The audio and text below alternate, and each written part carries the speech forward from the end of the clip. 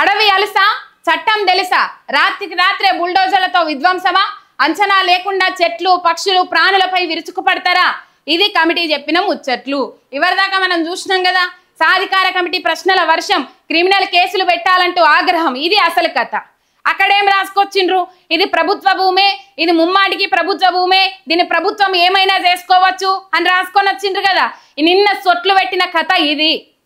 Criminal కేసులు పెట్టాలని చెప్పేసి ఆగ్రహం వ్యక్తం చేసిండ్రు సిఈసి కమిటీ సుప్రీంకోర్టు తరపున వచ్చిన కమిటీ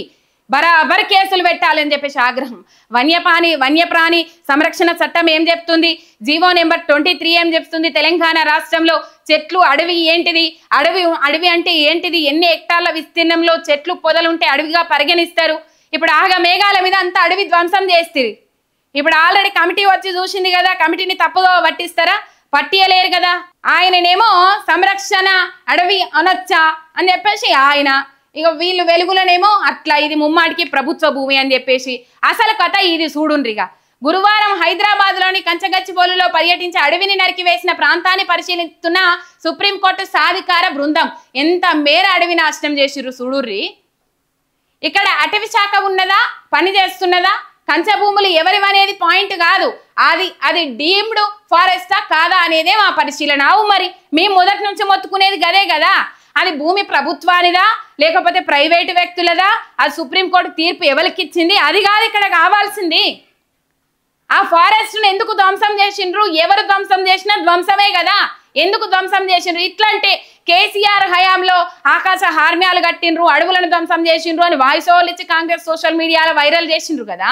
2.5 కోట్ల పైచిలకు మొక్కలు నాటిండ్రు తెలంగాణ రాష్ట్రంలో కేసీఆర్ హయాంలో హరితహారం అనే పేరుతోటి కానీ ఇలా మీరు చెట్టుకు ఒక్క చెట్టుకు 10 చెట్లు పెట్టుకుంటూ వేయరు 100 చెట్లు పెట్టుకుంటూ వేయరు ఇలా మీరు ఉన్న చెట్లు మొత్తం నరికేసుకుంటూ వేయరు అని చెప్పేసి చాలా మంది పర్యావరణ ప్రేమికులు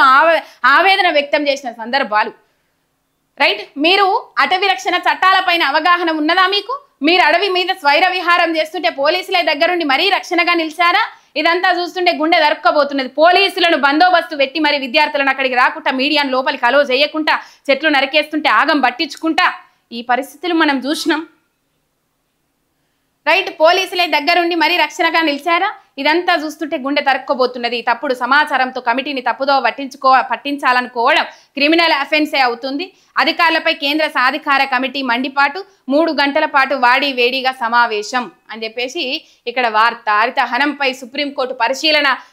పరిశీలన కంచగచ్చిబౌలికి కేంద్ర సాధికార కమిటీ చెట్లు నరికిన ప్రాంతంలో బృందం పర్యటన తమతో కలిసి పరిశీలించాలన్న విద్యార్థులు అభ్యర్థనకు అధికారుల అనుమతి నిరాకరణ ఉదయం నుంచి వరుస సమావేశాలతో బిజీ విద్యార్థులు యూనివర్సిటీ జేఏసీ రాజకీయ పార్టీలతో కమిటీ భేటీ నివేదికల స్వీకరణ ఏమైంది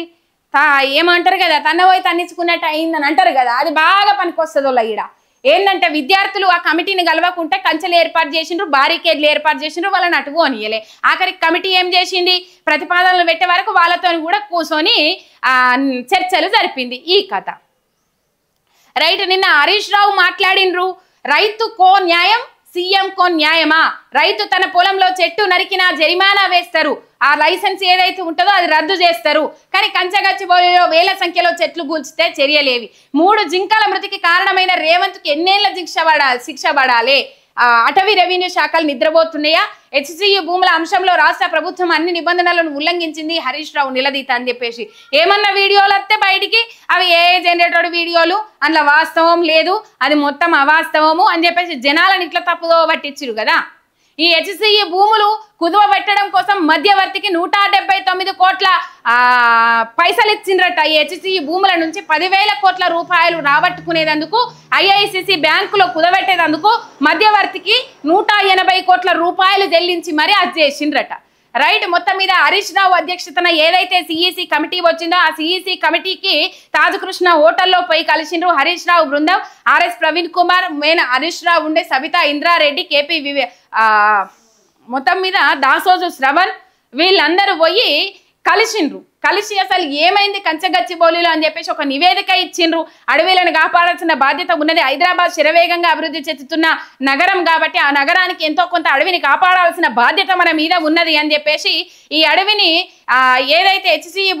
భూములే అని చెప్పేసి అది చేయాలని చెప్పేసి దాన్ని పరిరక్షించడానికి కాంపౌండ్ వాల్ అదంతా నిర్మించాలని చెప్పేసి ప్రభుత్వానికి ఆదేశాలు జారీ చేయాలని చెప్పేసి ఇట్లా కొన్ని లేఖల పేజీ రాసి ఒక 2-3 పేజీల లేఖ రాసి ఆ సిఈసి బృందం ముందు ఉంచిండ్రు హరీష్ రావు అధ్యక్షతన పోయిన బీఆర్ఎస్ బృందం.